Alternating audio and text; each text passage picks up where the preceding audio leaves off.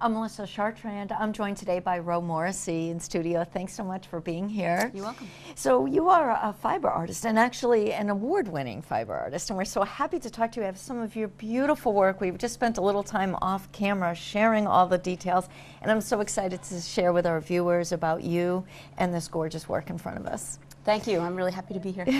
So let's talk a little bit about your background. Sewing has always been a part of your life?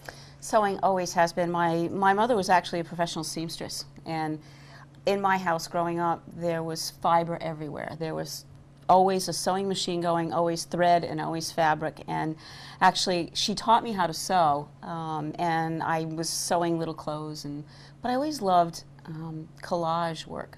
So I find myself just sort of taking fabric and putting it together, and then taking some flowers and putting it on it. So that was always in my youth.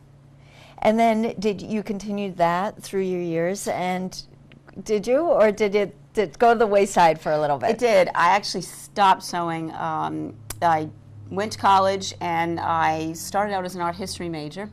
No surprise there, but found my mentor in psychology. So I dropped the art history major and ended up with a psychology major at Wheaton College in Norton, Mass.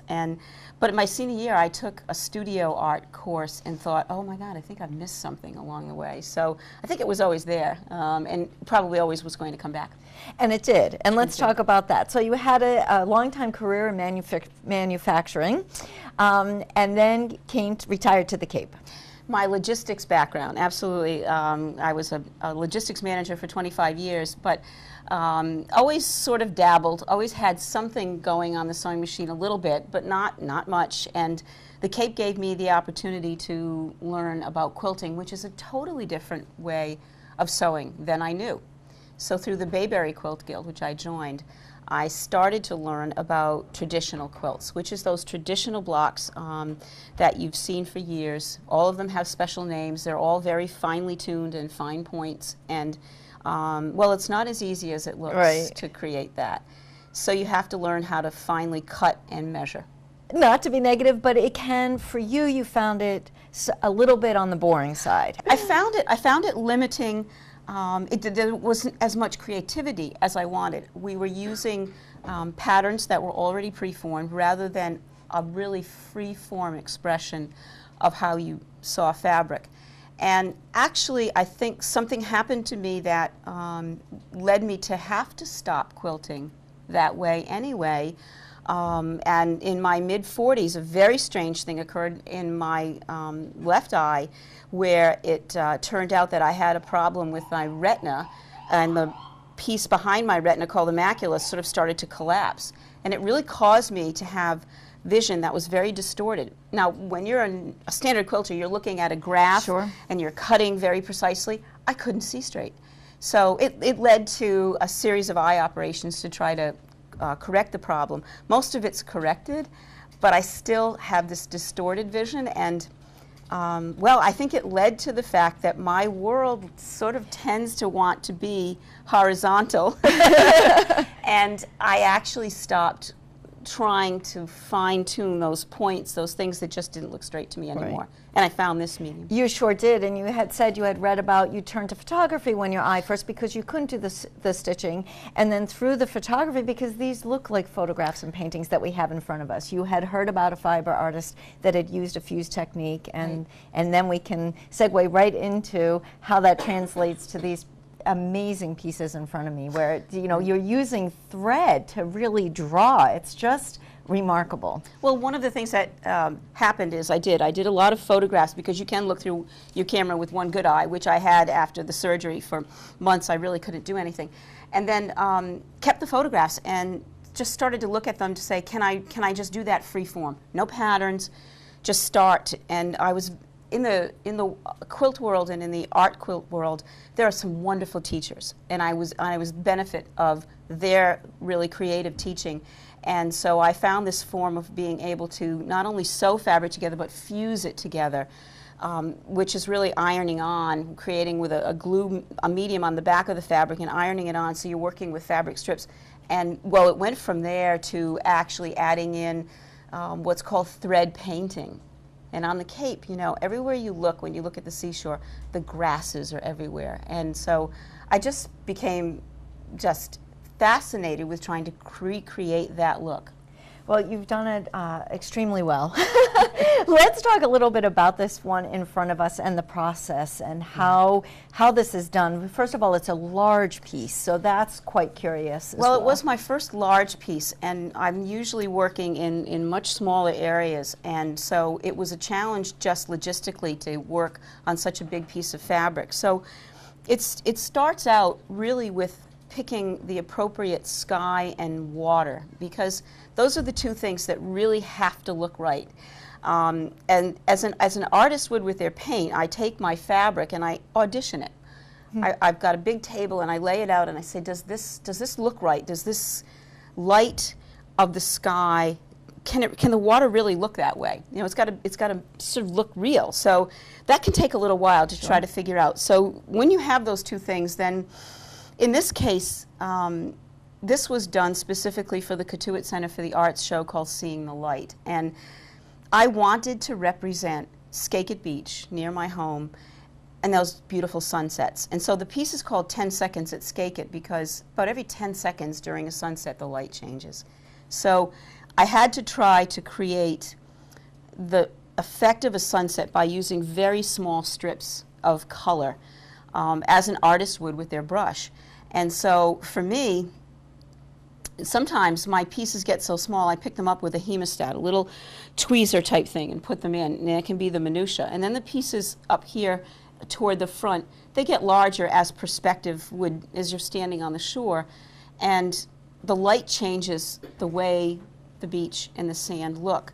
And so I tried to bring that in as I went back toward the end of the piece where then there's all those grasses. Sometimes, as you can see on my finger, you cut yourself too as you're working with this. So I do have a Band-Aid on my finger because there is a hazard of using a rotary cutter, which unfortunately just occurred. And then so and then you have to not get that on the canvas, on the fabric. Yeah, there's Band-Aids in my studio all the time. So the piece evolves because as you're sewing the strips and then layering it on with the fusing, you tack it down, and then I've got to move it and hang it up because I have to work flat. Unlike an artist who works on an easel on a canvas, I pick it up and I put it on my design wall and I walk back, as any artist would, just to sort of stand back and go, does that really work? Is that what I want? So you do that about 100 times, you know, going back and forth. And you can pull off the pieces before it's finally done. Right, that was the question too. If you get it on, is that it? So it's not permanent. It's not permanent, and it's just right. And I guess I imagine that you just know when it's right and what you've had. Now, this is done by hand or on a machine? This is done by machine. The sewing of the sky to the sea to the land are strips that are sewn on the machine with a simple straight stitch. And then the design will develop there with the pieces that I layer that are fused and ironed on. And it said at first they're tacked on, and if it all works well, what makes this a complete piece is when you start sewing. When you start sewing all the thread on it, that's it. So I try to decide when it's finally done, which I think any artist would say, when is it done? Right. When the sewing starts, there's some techniques you must use to back up the back of it with an interfacing type stabilizer. And so there's certain techniques you have to use. And then I've chosen to use a special technique that I've played with and worked with on smaller pieces, that this is adhered to a canvas. So this is a standard canvas. So the piece goes all the way around, very painterly look that I wanted. And then it's got a finish on it to protect not only the fabric, but also that also creates a way for everything to adhere again.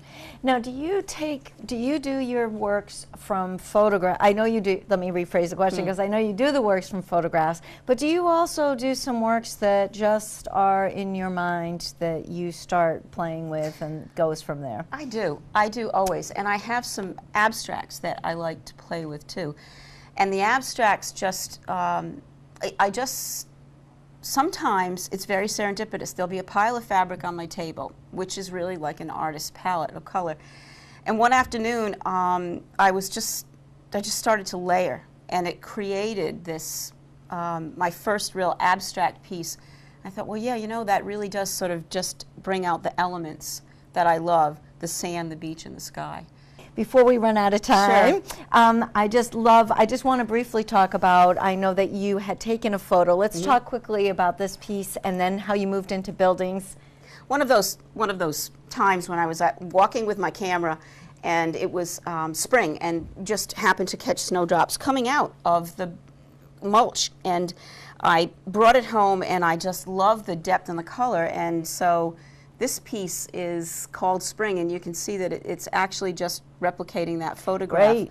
With the snowdrops coming Amazingly. out. It's just remarkable. And it's amazing. It's just, I can't come up with all the words, because our viewers just, I mean, just the detail, it's fascinating to me, and looking at the grasses and how you've created those, and that it looks like a photo or a painting. That's really, yeah, that's really my goal. I want my work to be very painterly, and that I take a lot of joy when someone looks at it, thinks that it is a painting, and then gets up close and has that aha moment. Right? That's fabric. That's fabric. And then you've moved into buildings, this was the first one you said you did. It was the first one, and this is done from a photograph of Portland Headlight in Maine. And it does look like a painting, which is what I wanted it to do, but it was also, it's a real challenge. It's a real challenge, Sure. and there are two things that when you're doing fiber art, faces, humans, I'm amazed at what fiber artists can do, and buildings. And so again, my love of the sea, putting the rocks in, and the grasses. Just the shading and the textures and how you've been able to capture that. It's minutia. Tiny pieces of fabric. A lot of patience required, I imagine. Oh yeah, most definitely. And it's not for the person that wants something done in an hour. No, it and takes a long that's time. yeah. How long does it take? And obviously depending on the size Right. and the detail, but Right. is there such a thing as an average time for a You know, piece? I think any artist would tell you probably not. It depends on inspiration, and but there's several months involved in creating one of these. Yeah. Well, let's tell our viewers first of all where they can find your work. Yes. I'm at the Fresh Paint Gallery in Yarmouthport on 6A. Also, I'm part of Bayberry Quilters, so the quilt show this year is July 31st, August 1st, and 2nd at the Harwich Tech School. This year we're having a wonderful addition to the show, our art quilters and fiber art pieces. And we hope to have you soon be able to tell our viewers that there'll Yes. be an exhibit over at the Geyer Barn right here in Hyannis. Exactly. I'm so hoping for that. All right. Well, for Ro Morrissey, I'm Melissa Chartrand, wishing you an artful day.